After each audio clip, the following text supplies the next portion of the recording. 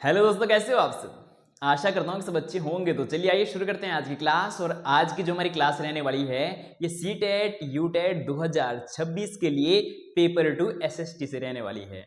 और इस क्लास में हम क्लास 6 की जो ज्योग्राफी है और ज्योग्राफी का जो चैप्टर नंबर 3 है उससे ये क्लास करने वाले हैं। और इस चैप्टर से एक प्रश्न पूछा ही पूछा जाता है। तो इस क्लास में हम समझने वाले हैं कि वो प्रश्न किस प्रकार से पूछा जाता है। आइए समझते हैं। अगर हम बात करें कि पार्ट का नाम क्या है, पृथ्वी की गतियां, तो एक प्रश्न कभी कभी सीधा सीधा ये प्रश्न पूछा जाता है कि जो पृथ्वी है, पृथ्वी कितने प्रकार की गतियां करती है। अगर हम बात करें कि पृथ्वी कितने प्रकार की गतियां करती है, तो पृथ्वी 2 प्रकार की गतियां करती है। आइए समझते हैं। पृथ्वी 2 प्रकार की गतियां करती है। आइए कि वो 2 गतियां कौन कौन सी है।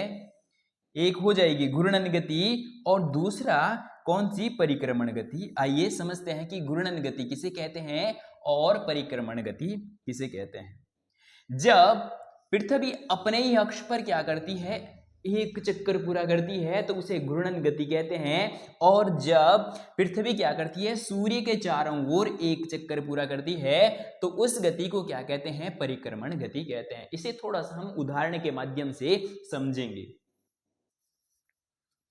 तो यहां पर ये बॉल है और इसे हम एक पृथ्वी मान लेंगे।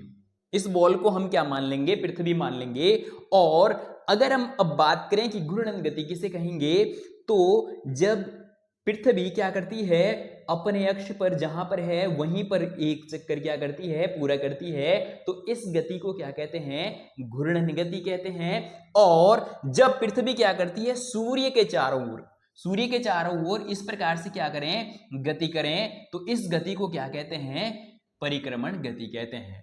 और जब पृथ्वी सूर्य के चारों ओर क्या करती है, परिक्रमण गति करती है, तो उसके साथ साथ वो घूर्णन गति भी कर रही होती है। इस प्रकार से जैसे मान लो कि यहां से क्या करेंगे, पृथ्वी सूर्य के चारों ओर चक्कर करेगी, तो इस प्रकार से भी अपनी जगह पर भी क्या करती है, अपने अक्ष के साथ साथ सूर्य के भी चारों ओर क्या करती है, गति करती है। तो साथियों, आशा करता हूं कि आप घूर्णन गति और परिक्रमण गति को अच्छे से समझ गए होंगे। घूर्णन गति का मतलब क्या है, जहां पर पृथ्वी अपने अक्ष पर है वहीं पर इस प्रकार से घूम रही है, इस गति को घूर्णन गति कहते हैं। और जब पृथ्वी अपने अक्ष के साथ साथ क्या करती है, सूर्य के भी चारों ओर इस प्रकार से क्या करती है, परिक्रमा करती है, तो इस गति को क्या कहते हैं, परिक्रमण गति कहते हैं। ठीक है। और यहां से पेपर में प्रश्न पूछा ही पूछा जाता है। अब हम थोड़ा सा ये भी समझने वाले हैं कि जो घूर्णन गति है, यहां से किस किस प्रकार से प्रश्न पूछे गए हैं और आगे किस प्रकार से पूछे जा सकते हैं, और साथ में घूर्णन और परिक्रमण दोनों गतियों के बारे में समझने वाले हैं। ठीक है, आइए बढ़ते हैं आगे की ओर।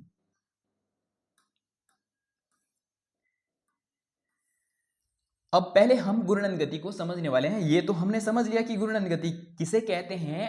अब यहां से प्रश्न किस प्रकार से पूछा जा सकता है, हमारी पृथ्वी को अपने अक्ष पर एक चक्कर पूरा करने में 24 घंटे का समय लगता है, यानी एक दिन। ठीक है, हमारी पृथ्वी को अपने अक्ष पर एक चक्कर पूरा करने में कितना समय लगता है, 24 घंटे का समय लगता है। और 24 घंटे का ही क्या होता है, फिर एक दिन होता है। ठीक है। और आगे है, घूर्णन गति को दैनिक गति के नाम से भी जाना जाता है। तो पेपर में यहां से प्रश्न पूछा गया है कि दैनिक गति किस गति को कहते हैं। अगर हम बात करें कि दैनिक गति किस गति को कहते हैं, तो घूर्णन गति को ही दैनिक गति के नाम से भी जाना जाता है। और यहां से पेपर में प्रश्न पूछा गया है। ठीक है, चलिए बढ़ते हैं आगे की ओर। अब हम परिक्रमण गति समझने वाले हैं और साथ में ये भी समझने वाले हैं कि यहां से पेपर में किस प्रकार से प्रश्न पूछा जाता है। आइए समझते हैं।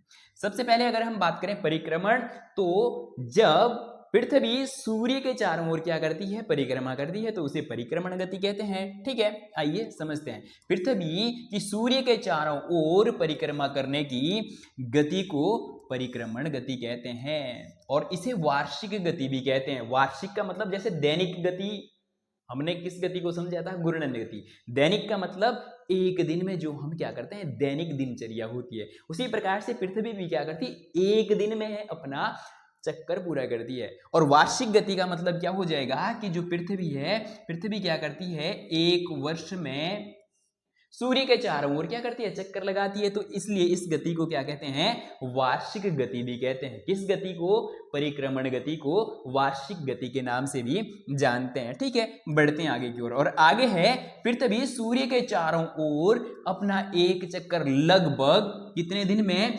365 दिन और 5 घंटे 48 मिनट और 46 सेकंड में क्या करती है, पृथ्वी अपने अक्ष पर, पृथ्वी सूर्य के चारों ओर एक चक्कर लगाती है। कितने दिन में, तो 365 दिन और 5 घंटे 48 मिनट और 46 सेकंड में। लगभग ये कह सकते हैं कि कितने, 365 दिन और 6 घंटे।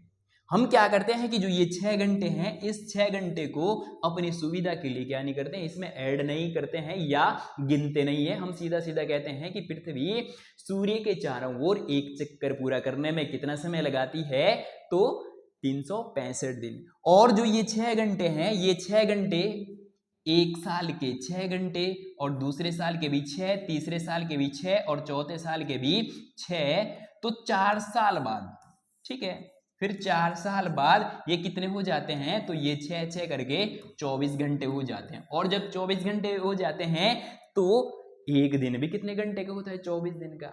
तो हर साल बाद, हर 4 साल बाद क्या होता है, जो वर्ष है वो कितने का, एक दिन पूरा के पूरा बढ़ जाएगा। तो 365 के जगह कितने का होगा, तो 366 का होगा। और जो वर्ष कितने का, 365 की जगह 366 दिन का हो, उस वर्ष को किस नाम से जानते हैं, लीप वर्ष के नाम से जानते हैं। और अगर हम बात करें कि ये महीना जो एक दिन बढ़ रहा है, ये कौन से महीने में बढ़ता है, तो ये फरवरी माह में। फरवरी 28 की जगह कितने का होगा, 29 का होगा। आगे भी हम लीप वर्ष के बारे में और डिटेल से समझने वाले हैं। ठीक है, चलिए बढ़ते हैं आगे की ओर। अब हम समझने वाले हैं कि जो पृथ्वी है, पृथ्वी अपने अक्ष पर या कक्षीय तल पर कितना डिग्री झुकी हुई है। इसे हमने पिछले क्लासों में भी समझा था, ठीक है, लेकिन ये जो टॉपिक है ये इस चैप्टर का ही है, तो इसमें भी और अच्छे से समझ लेंगे। सबसे पहले अगर हम बात करें, अगर पृथ्वी झुकी नहीं होती तो इस प्रकार से होती, उत्तरी ध्रुव यहाँ होता और दक्षिणी ध्रुव यहाँ होता और भूमध्य रेखा यहाँ होती, कर्क रेखा यहाँ और मकर रेखा यहाँ, इस प्रकार से होती। ठीक है, पृथ्वी फिर क्या होती, इस प्रकार से होती। लेकिन जब पृथ्वी अपने अक्ष पर 23 डिग्री या 23.5 डिग्री झुकी हुई है, अब क्या हो जाएगा, कर्क रेखा भी इस प्रकार से झुक जाएगी और विषुवत रेखा या भूमध्य रेखा भी इस प्रकार से और मकर रेखा भी इस प्रकार से।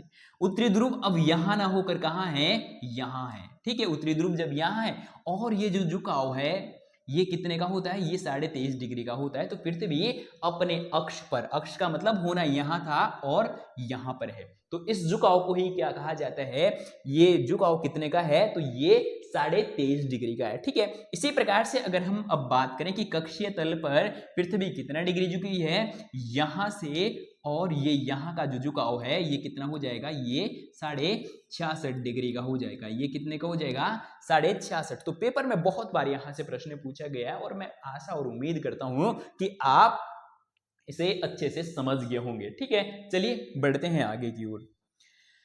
आगे है कि पृथ्वी अपने कक्ष पर 23.5 डिग्री झुकी हुई है, जो कि हमने समझ भी लिया है। ठीक है, उत्तरी ध्रुव यहां ना होकर यहां है और ये झुकाव हुई कितने का हो जाएगा, 23.5 डिग्री का हो जाएगा। ठीक है, और आगे है कि पृथ्वी अपने कक्षीय तल पर कितना, 66.5 डिग्री झुकी है और बहुत बार यहां से पेपर में प्रश्न पूछा गया है।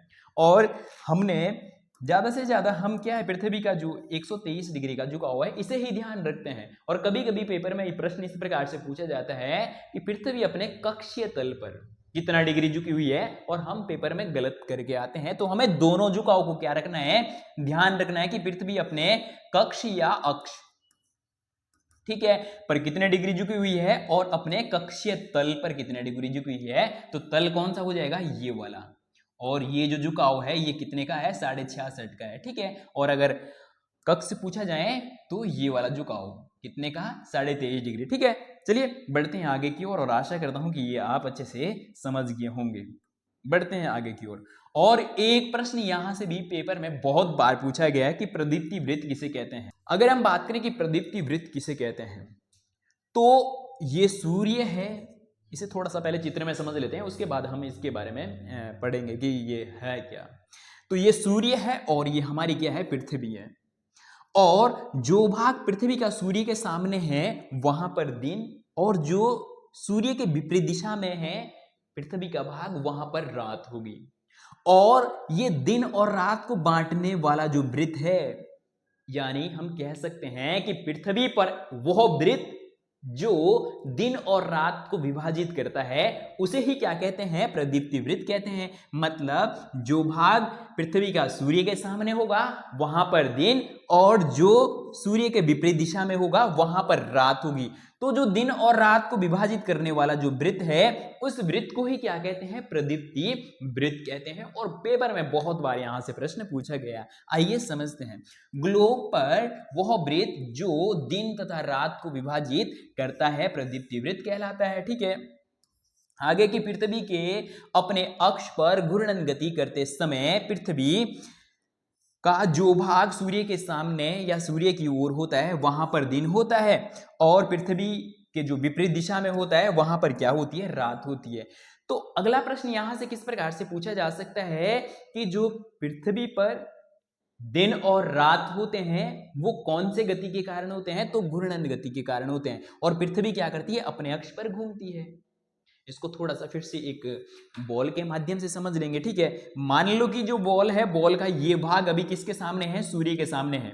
ठीक है, तो यहां पर दिन होगा, और जब ये इस प्रकार से घूर्णन गति करेगी तो अब जो भाग पहले आगे था वो पीछे आ गया, वहां पर अब क्या होगी, रात होगी। और जो पहले पीछे था वो अब सूर्य के सामने आ गया, तो वहां पर क्या होगा, दिन होगा। ठीक है, तो हमने क्या समझा कि जो पृथ्वी है, पृथ्वी पर जो दिन और रात होते हैं वो कौन से गति के कारण होते हैं, तो घूर्णन गति के कारण होते हैं। ठीक है, चलिए बढ़ते हैं आगे की ओर, और आशा करता हूं कि आप यहां से अच्छे से समझ गए होंगे।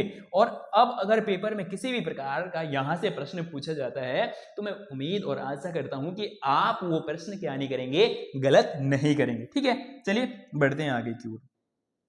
अब हम लीप वर्ष को भी समझने वाले हैं कि लीप वर्ष किसे कहते हैं।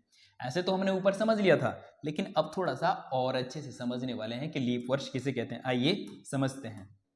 लीप वर्ष, हम लोग एक वर्ष में कितने दिन होते हैं, 365 दिन होते हैं को मानते हैं। ठीक है, तथा सुविधा के लिए 6 घंटे का मतलब हमने क्या समझा था कि जो पृथ्वी एग्जैक्ट जो समय है जितने में वो क्या करती है, सूर्य के चारों ओर चक्कर लगाती है, वो कितना था, वो 365 दिन थे। ठीक है, और साथ में 5 घंटे थे। ठीक है, और साथ में कितना, 48 मिनट थे, और साथ में कितना, 46 सेकंड थे। इतने में एग्जैक्ट जो समय है पृथ्वी को जो सूर्य के चारों ओर एक चक्कर पूरा करने में लगता है वो ये है। लेकिन हम क्या करते हैं, सुविधा के लिए ये पीछे का हम छोड़ देते हैं और हम कहते हैं कि पृथ्वी सूर्य के चारों ओर कितने समय में एक चक्कर पूरा करती है, तो 365। और जो ये लगभग 6 घंटे, ये लगभग कितना है, 6 घंटे के बराबर है। और इसे हम सुविधा के लिए नहीं, इसकी गणना नहीं करते हैं। और जब नहीं करते हैं तो क्या होता है कि एक साल के 6 वर्ष, दूसरे साल के भी नहीं, एक साल के 6 घंटे, और दूसरे साल के भी 6 घंटे, तीसरे साल के भी 6 घंटे, और चौथे साल के भी 6 घंटे। तो ये 4 साल में क्या हो जाते हैं, 4 साल में ये 6 घंटे कितने, 24 घंटे बन जाते हैं। और 24 घंटे का ये क्या होता है, एक दिन होता है। तो ये 24 घंटे बन जाते हैं। और अगर हम बात करें कि जो ये 24 घंटे हैं ये हम कहाँ ऐड करते हैं, तो जो फरवरी माह है, फरवरी माह प्रत्येक 4 वर्ष के बाद क्या होता है, 28 की जगह 29 दिन का होता है। और जिस वर्ष में फरवरी 28 की जगह 29 का होगा तो उस वर्ष को क्या कहते हैं, लीप वर्ष कहते हैं। और ऐसे वर्ष में जो साल है वो कितने दिन का होगा, तो 365 की जगह 366 दिन का होगा। तो बहुत बार पेपर में लीप वर्ष से भी प्रश्न पूछा गया है। तो साथियों ये थी आज की क्लास। अगर आपको क्लास अच्छी लगी हो तो वीडियो को लाइक, चैनल को सब्सक्राइब, और आगे इसके बाद जो हमारा टॉपिक रहने वाला है तो वो ऋतु परिवर्तन रहने वाला है। ठीक है साथियों, अगर आपको वीडियो अच्छी लगी हो तो वीडियो को लाइक, चैनल को सब्सक्राइब, और साथ में इस प्रकार की और वीडियो देखने के लिए इस वीडियो के उसमें कमेंट बॉक्स में एक कमेंट करें कि आपको ये क्लास कैसी लगी, और साथ में इस क्लास को आप अपने सभी साथियों तक ज़्यादा से ज़्यादा शेयर करें। तो चलिए आज के लिए इतना ही, मिलते हैं जल्दी इस प्रकार के नेक्स्ट वीडियो में, तब तक के लिए जय हिंद।